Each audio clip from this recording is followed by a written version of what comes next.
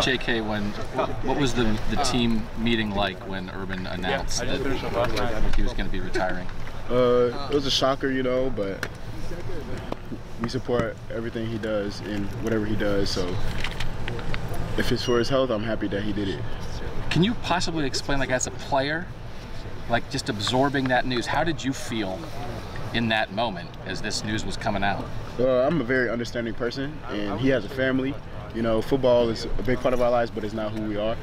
And if his health concern is high like that, then I don't blame him for leaving. Was there any hint? How important is it? I mean, you want to win every game you play in, but Urban's only going to have one last game at Ohio State. What's the mindset amongst the players when you think about that? We're focused. You know, we're going to try to win every game. You know, we plan to send them out the right way. You know, coming up here, and so whatever goes on, goes on. Is that something you guys have talked about? I mean, what have you guys? I mean, have you planned anything? Have you talked anything for his last game? Yeah, we've been planning to win the game, the Rose Bowl. This hasn't like put you guys in a funk, has it? Or have you noticed like an attitude change of sorts amongst some of the guys? No, there's no attitude change. There's nothing that's changed. We're still us. Washington, as you look at them, one thing that jumps out is they play defense. I mean, what hits you over the head when you watch them? You know, they're a disciplined team. You know, they got some good athletes on defense. You know, and so it's going to be great. It'll be a great challenge for us, and it'll be fun, especially in the Rose Bowl.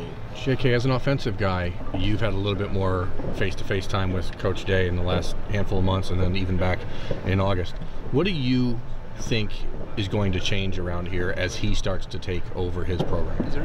I don't think much will change at all. You know, he's a winner. You know, I'm excited for him. You know, we have a great relationship, and I can't wait to see what he's going to do. He's going to be a legendary coach. So nothing in the last week has even been different at all. It's just been business as usual? Yes, sir. JK, you haven't played for Urban Meyer. We know he's one of the most successful coaches in college football history. How would you explain why he's been so successful as a head coach? Because he understands developing us as men, football players, and he's a winner. You know, he teaches us how to become winners. You know, not accepting losing, and so that's why I think that's a big part. Do you have to get?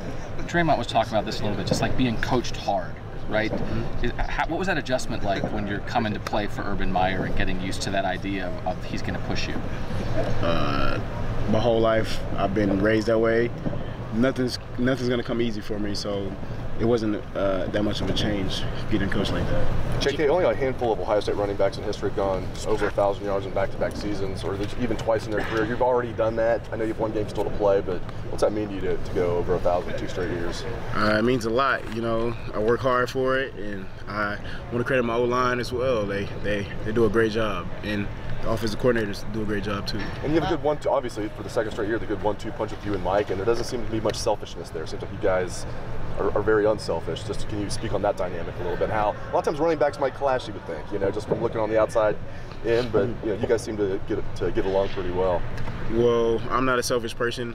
I'm a team player first, and so whatever the team needs to do to win the game, that's what we do. So if it's him getting 30 carries and I get 5, and if we win, I'm fine with it.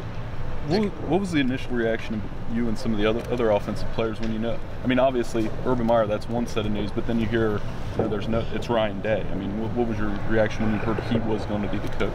I'm excited because he's going to be a great coach. Y'all got a glimpse of that in the first 3 games of the season, and y'all see some more of it. He's a great coach. What stands out about Ryan Day, like in the locker room? Energetic guy. You know, he bonds with the young people, and he's great. I love him. Tuff said that he has a knack for relating to the players, and I mean, so was there an instance with you or the offensive guys where that was pretty clear?